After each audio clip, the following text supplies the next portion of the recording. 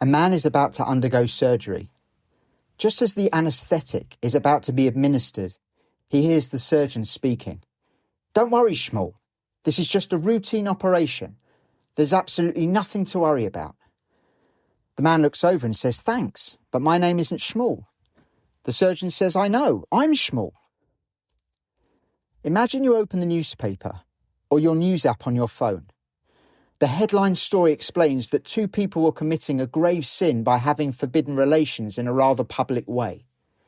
A religious Jew, the news reports, took a spear and killed both the man and woman while in the act. How would the news report the religious Jew? What would we think? The newspapers would call the man a fanatic, an extremist.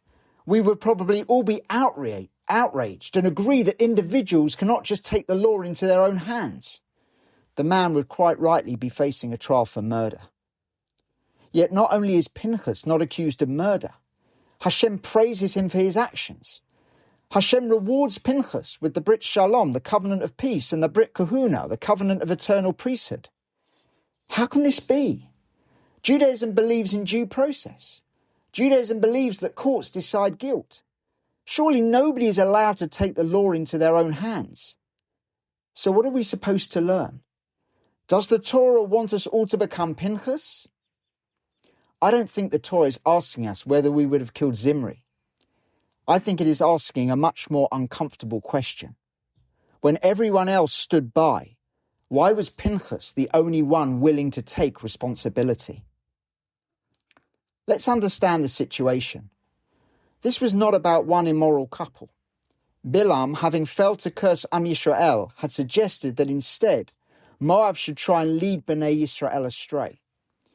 Consequently, the Moabite women had seduced the men of Bnei Yisrael and lured many into worshipping Baal Peor, the god of Moab. Perhaps the most grievous offender was Zimri, a leader of the tribe of Shimon, who publicly sinned with Cosbi, a Midianite princess. The Gemara in Sanhedrin 82 Amud Aleph explains that Zimri took Cosbi to Moshe and asked if she was forbidden or permitted. He then says, "If you say she's forbidden, who permitted your wife to you?" Of course, Zipporah was Yitro's daughter, a Midianite. Zimri, a Nazi of the tribe of Shimon, was not simply going astray with a Midianite woman. He was challenging Moshe's authority, and in so doing was challenging the whole Jewish project and Torah itself. Zimri, as we so often see today, set up a moral equivalence between him and Moshe. Of course, there is none. Moshe married before the Torah was given. Zipporah converted and was righteous, and there was no illicit relations outside wedlock. By focusing on the fact that Zipporah had been a Midianite, he was trying to create a confusion and muddy the waters. Klal Yisrael were betraying their covenant with Hashem. Moshe's authority was being challenged. The spiritual state of Klal Yisrael was at stake. The nation was on the verge of some sort of moral collapse. Meanwhile, a plague had broken out, which was killing thousands. In the end, we know 24,000 people died. Ideally, of course, Zimri should have been brought to court. But this was akin to a wartime situation. The entire community was in danger. Pinchas had a simple choice. Do nothing and let more people die, or act extrajudicially and kill two key culprits who were challenging Moshe and Torah itself. His actions stopped the plague and therefore saved many lives. Everyone else saw the same crisis. Pinchas's uniqueness was not that he recognized the danger, but the accepted responsibility for it. In this context, it would be easy to hail Pinchas a hero, but the sages do not. Judaism does not approve of zealotry. The Gemara in Sanhedrin 82 Amud Aleph pulls all sorts of limitations on the action Pinchas took. Had Zimri seen Pinchas and killed him first, Zimri would be innocent because he would be acting in self-defense. Pinchas was only allowed to do what he did because Zimri and Cosbi were actively engaging in their immoral act.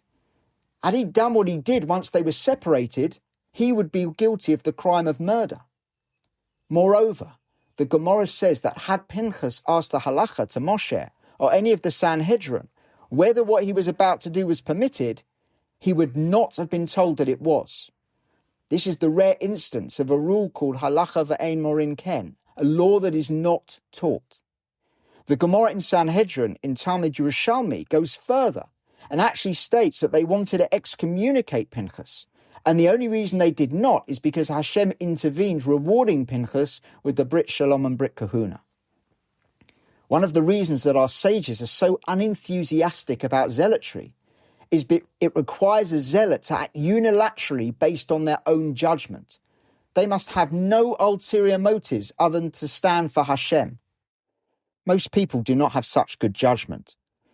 They'd also have been put in a very high spiritual level to know there are no other motivations except the purity of standing up for Hashem.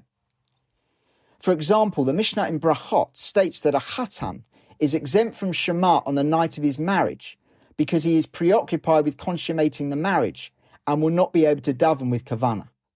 Tosfot writes that since nowadays we don't have kavanah anyway, a chatan is obligated in Kriyat Shema. The same would apply to a zealot. We are not able to reach the level of purity of motive to be able to carry this out today. If this is true, then we are left with an obvious question. If Judaism is so reluctant to endorse zealotry, what exactly was Hashem rewarding? Given all the concern about zealotry, the question is, why did Hashem praise Pinchas?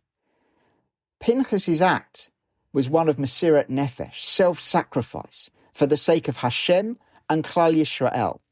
He was risking his life and reputation with no idea how it would turn out. Pinchas risked his life. If Zimri had killed Pinchas, he would not have been charged with murder, because it would be considered an act of self-defense. Moreover, if Zimri and Cosby had separated just before Pinchas killed them, he would have been charged with murder. Pinchas also risked his reputation. We are told in the Gemara in Sanhedrin 82 Amud Bet that the public said his own father, Elazar, married the daughter of an idol worshipper, and that Yitro, his grandfather, sacrificed to idols. They were making out that he was a hypocrite. How could someone with such flawed lineage kill Zimri and Nasir, Bnei Yisrael? Meanwhile, the sages wanted to excommunicate Pinchas because he could not prove his motives were pure. He was saved because Hashem rewarded him. Of course, he did not know that would happen when he took the risk and carried out the act. Hashem, of course, was not rewarding violence. Pinchas, at enormous personal risk, put his life and reputation on the line and took responsibility. Klal Yisrael had betrayed its covenant with Hashem. Moshe's authority and Torah were under threat, as was the very moral fabric of society. Meanwhile, people were dying all the time in the plague. No one acted. No one accepted responsibility. Everyone could see the crisis, but everyone waited for someone else to solve it. Pinchas refused to stand by while everyone else remained passive. This is what Hashem praises.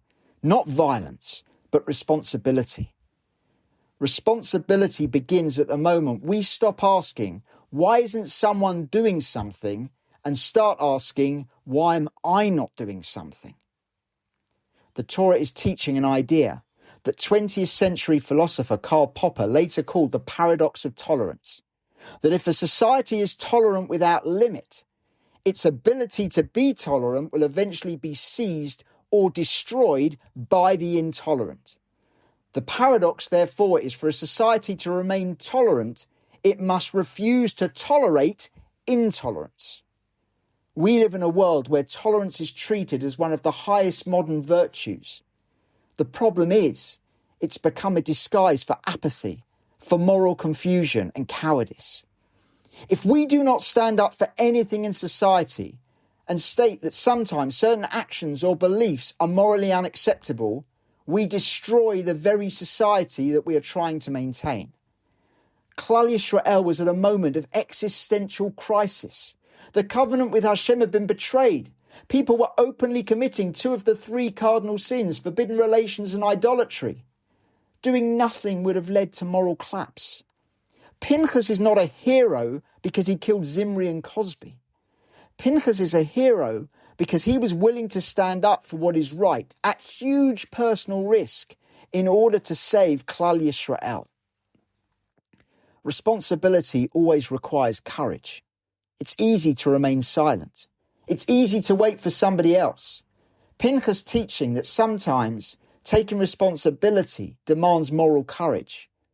Yes, to live with conviction is to live dangerously, but it is also the only way to protect society. We live in a world where Torah values are being eroded. We're told men and women are the same. We're told all cultures and moral systems are equally good. We're told that all lifestyles are equally valid. We're told there is no objective truth and everyone can choose their truth. We're told there's a moral equivalence between Iran and the USA, or terrorist groups such as Hamas and Hezbollah and Israel defending itself against these actors. The challenge for us is usually far less dramatic than Pinchas's. We are rarely asked to risk our lives. We are asked to risk our comfort. Do we challenge Lashon Hara when everyone else joins in? Do we defend Torah values when it's unpopular? Do we speak up when somebody misrepresents Judaism? Do we set the right example for our children, even when nobody else does? Sometimes we confuse kindness with not disagreeing, compassion with not drawing boundaries, tolerance with moral neutrality. Pinchas comes to teach us that sometimes, for the good of everyone, you have to take a stand. What about the rewards that Pinchas received? Hashem did not give Pinchas arbitrary gifts. There was a reason for both.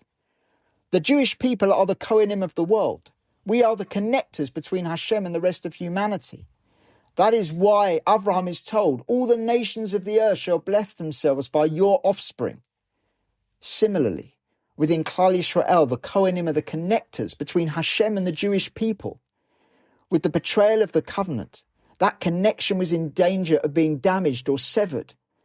Pinchas deserved the Brit Kahuna because he did the job of a Kohen and restored the connection between Hashem and Klal Yisrael. Meanwhile, how can Pinchas be given the Brit Shalom, the covenant of peace, when he killed Zimri and Cosby? Shalom really means wholeness, completeness. When things are whole, complete at one, then by definition there is peace.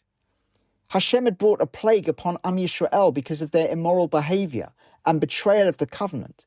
There was a rupture in the relationship, fragmentation and dysfunction. Pinchas' action shocked Am Yisrael. It ended the plague and restored wholeness, completeness, oneness to the relationship between Hashem and the Jewish people. This is peace. What is interesting is that when Pinchas is given the Brit Shalom, the word Shalom in the Torah is written with a slightly severed or broken vav. Perhaps it's coming to teach us that Shalom, peace, wholeness, completeness, can never be fully restored by an act of violence. Further action needs to be taken for it to be fully restored. For example, war is sometimes necessary. In World War II, the evil of the Nazis had to be defeated. The defeat of the Nazis restored a certain amount of completeness, wholeness and harmony back to the world. However, relations with Germany then needed to be repaired through dialogue, diplomacy and reason. One of the messages of the broken vav is that violence can only achieve so much. Pinchas was worthy of the Brit Shalom, but the severed vav reminds us that even when it is necessary, there are limitations to a violent act. Should we imitate Pinchas? The short answer is no. Even in the times of the Gemara, we can see the sages' reticence to condone Pinchas' action. Today, when we are not on the level of previous generations, there are too many questions as to our ability to act with the right motivations, which would mean that halakhically it would not be permitted. But the lesson of Pinchas is about taking responsibility. And because responsibility often comes at a cost, it requires courage. Every generation has challenges. When there are things that are wrong in the world, Pinchas comes to teach us that silence is not acceptable. People remain silent because they fear criticism. People remain silent because they fear losing friends. People remain silent because they fear the backlash on social media. People remain silent because they prefer an easy life. Pinchas reminds us that indifference is not a Jewish virtue. Judaism does not ask us to become zealots. It asks us to become people who are prepared to take responsibility when truth, Torah, and morality are under attack. The Torah does not ask us to become another Pinchas. It asks us to refuse to be a bystander. Sometimes responsibility is costly. Sometimes responsibility is lonely. Sometimes responsibility invites criticism. But if good people always wait for someone else, eventually there will be nobody left willing to stand for Torah. That was Pinchas. That is why Hashem rewarded him. That is the call to responsibility for us all. Every generation has its Zimri moments. Not moments when we are called to pick up a spear, but moments when silence is easier than speaking, when compromise is easier than conviction, and when standing alone is the price of doing what is right. The question of Parsha Pinchas is not would you have killed Zimri. It is when Torah, truth and morality need someone to stand up. Will you?